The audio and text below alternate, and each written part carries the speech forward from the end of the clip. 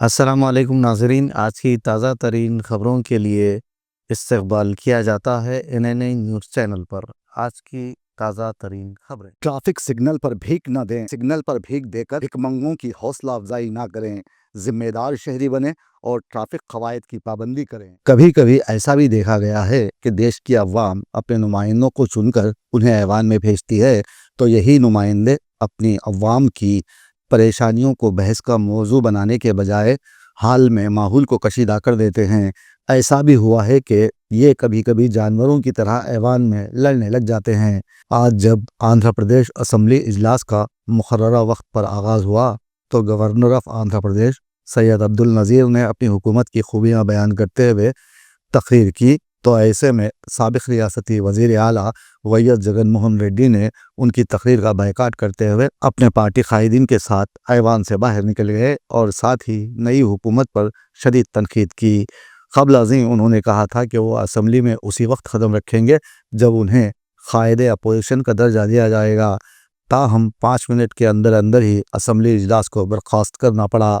बाद अज़ां नायब वज़ीर आला पवन कल्याण ने मीडिया पॉइंट पर पहुंचकर अवाम को तफसीलात से आगाह करते हुए कहा कि अब जगन की हालत अगले 5 सालों तक ऐसी ही रहेगी और आने वाले इन 5 सालों में उन्हें अपोजिशन का दर्जा नहीं दिया जाएगा।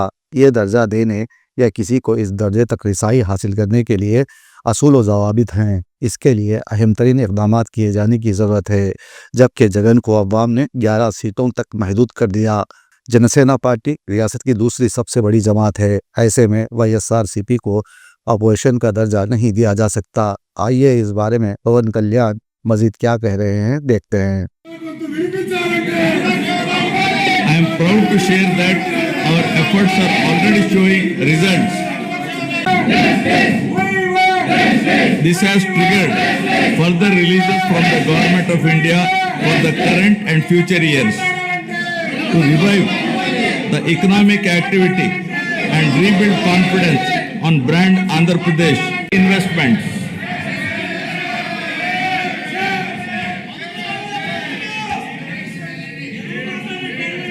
To date, गाहे तव जय गाथा जनगण मंगलदायक जय हे भारत भाग्य विधाता जय हे जय हे जय हे जय जय जय जय हे clear that our efforts are already showing results.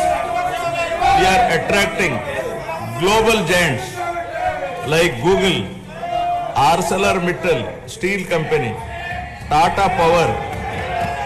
People of Andhra Pradesh have bestowed an unprecedented mandate to my government in the assembly elections, reflecting their trust and confidence in the leadership of Shri Narendra Chandrababu Naidu Garu, Honorable Chief Minister.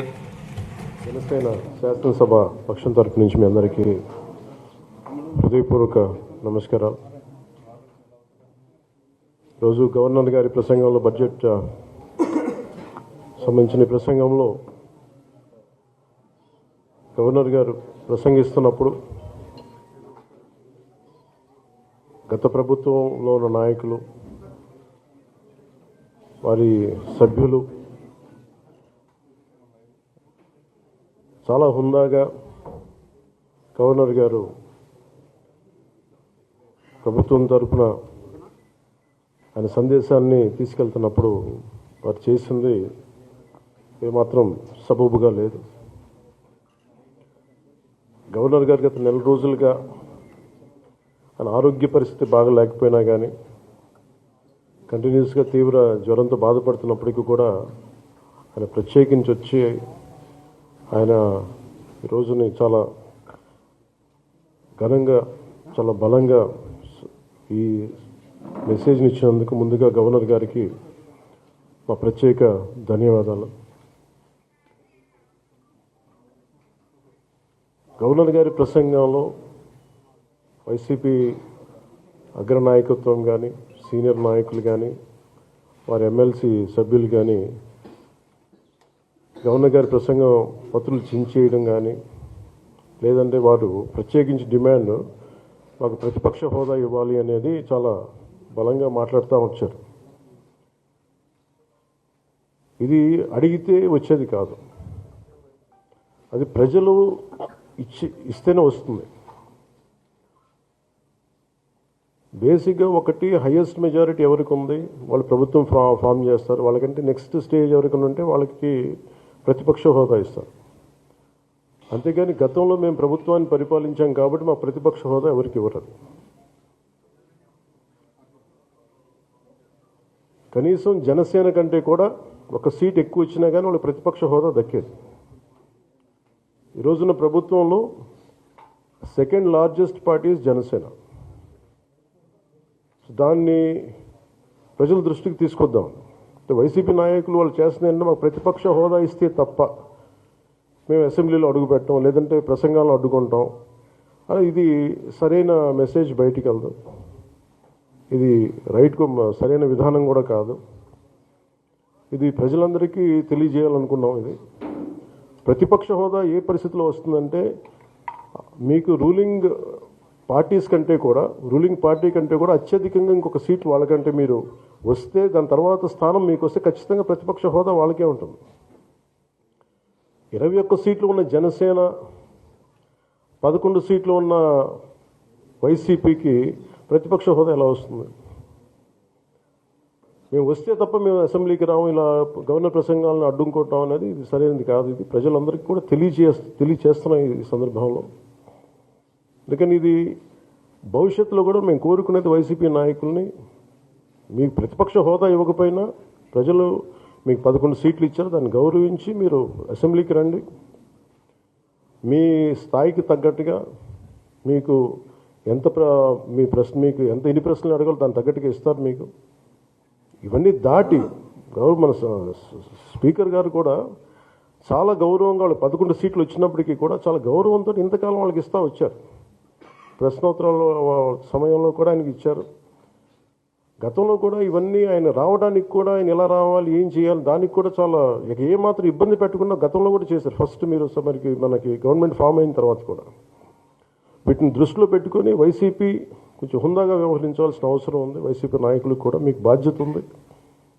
Governor గారి ప్రసంగాన్ని మీరు ఆ విధంగా మీరు ప్రశాంతంగా విని దాన్ని వచ్చే జరుగుతున్న సమావేశాల్లో మీరు దాని మీద లోటుపాట్లు మీరు చెప్తే బాగుంటుంది తప్ప ఇలా కూర్చోబెట్టి అరుపులు కేకలు ఇది సమంజసంగా లేదు. అంటే అర్ధాంతరంగా ప్రతిదానికి అసెంబ్లీలోకి రాగానే గొడవ పెట్టుకోవాలి, దేన్నైనా విభేదించాలనేది ఇది ఒక చాలా లో లెవెల్ ఆలోచన విధానం, లో లెవెల్ స్ట్రాటజీ. అది ప్లీజ్ మీరు అప్గ్రేడ్ అవ్వండి, మీరు అప్లిఫ్ట్ చేసుకోండి, మీరు కూర్చోబెట్టి డెమోక్రటిక్ ప్రాసెస్ని గౌరవం ఇవ్వండి. మనస్ఫూర్తిగా వైసీపీ నాయకులకి ఇది నా విన్నపం, నా విజ్ఞాపన. This what I would like to say. And నిజంగా కావాలి అంటే మీరు ఈ 5 సంవత్సరాల్లో మీరు ప్రతిపక్ష హోదా మీకు రాదు, అది మీరు మెంటల్గా ప్రిపేర్ అయిపోండి. 11 సీట్లతోటి మీకు ప్రతిపక్ష హోదా ఇవ్వబడదు, రాదు. ఎందుకంటే ఇది చంద్రబాబు గారు, గౌరవ ముఖ్యమంత్రి చంద్రబాబు గారు డిసైడ్ చేసేది కాదు, జనసేన డిసైడ్ చేసేది కాదు. దానికి రూల్స్ ఉన్నాయి, దానికి రెగ్యులేషన్స్ ఉన్నాయి, నామ్స్ ఉన్నాయి. ఉదాహరణకి నేనే ప్రభుత్వం, మన కేంద్ర ప్రభుత్వం ఫార్మేషన్కి మేము వెళ్ళినప్పుడు పార్లమెంటరీ లీడర్ని ఎన్నుకోవాలి మనం కూర్చున్నప్పుడు, ఎన్డీఏ పక్ష నాయకుడు ఎన్నుకోవాలనుకున్నప్పుడు నేను నాయకుల స్థాయిలో నేను కూర్చున్నాను. అదే నేను ఇక్కడ మంత్రిగా ప్రమాణ స్వీకారం చేసేటప్పటికి నన్ను ప్రధానమంత్రి గారి పక్కన నన్ను కూర్చోబెట్టలా.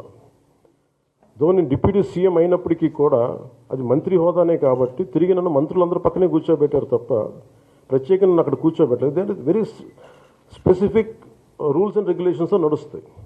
ఉదాహరణకి పొద్దున కూడా స్పీకర్ గారు ఎదురొస్తే నేను అసెంబ్లీలోకి అడుగు పెడతా ఉంటే స్పీకర్ గారు ఎదురొచ్చారు. మనకి వచ్చి ఆయన కూడా ఆయనతో పాటు రండి అని వెళ్తుంటే ముందుకు తీసుకెళ్తుంటే నాకు అనిపించింది, సార్ ఇది డిప్యూటీ సీఎంకి ప్రోటోకాల్ ఉండదు, ఓన్లీ ముఖ్యమంత్రి గారు, స్పీకర్, మనకు కౌన్సిల్లో ఉండే చైర్మన్ ఆయనే మీరు చేయాల్సింది తప్ప ఇది మేము ఉండేది కాదని చెప్పి నేనే వెళ్ళిపోయాను. ఎందుకంటే మేమే ప్రోటోకాల్స్ బ్రేక్ ఎందుకు చేయమంటే మాకు లేని ప్రోటోకాల్ మేము అడగం. అలాగే వైసీపీ నాయకత్వం కూడా గుర్తించాల్సింది, ఇది మీకు హోదా ఇవ్వబడదు. ఇది చంద్రబాబు గారు ఆప్ చేస్తేనే కాదు, ఇది ఎవరు ఆప్ చేసింది కాదు, మీకు ప్రజలు మీకు ఇవ్వలేదు. మీకు అది మీరు దృష్టిలో పెట్టుకొని మీరు ప్రవర్తించాల్సింది మనస్ఫూర్తిగా నేను వారిని కోరుకున్నాను. అంతేగాని వారిని ఎక్కడ అవమానం పరచాలని కానీ వారిని తగ్గించాలని కానీ లేదు. 175 సీట్లు కేవలం పాపం 11 సీట్లు ఇచ్చారు వాళ్ళకి. ఆ దృష్టిలో పెట్టుకొని ప్రవర్తించవలసిందిగా మనస్ఫూర్తిగా వారికి కోరుకుంటూ మీకు తెలియజేసుకున్నాం. Thank you.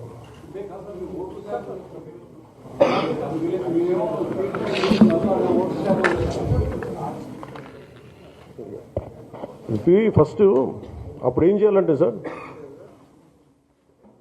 అప్పుడు జర్మనీకి వెళ్ళిపోవాలి. ఇప్పుడు జర్మనీలో ఏంటంటేనండి, నేను జర్మనీ రిజల్ట్స్ కూడా ఏదో వచ్చినాయి చూస్తా ఉన్నా. ఎలక్షన్స్లో 25% వచ్చిన హైయెస్ట్ పర్సంటేజ్ ఆఫ్ వచ్చిన ఓటుకి ఇన్ని ఎంపీస్, ఇంత అసెంబ్లీ స్థానాలు ఉంటాయి వాళ్ళకి.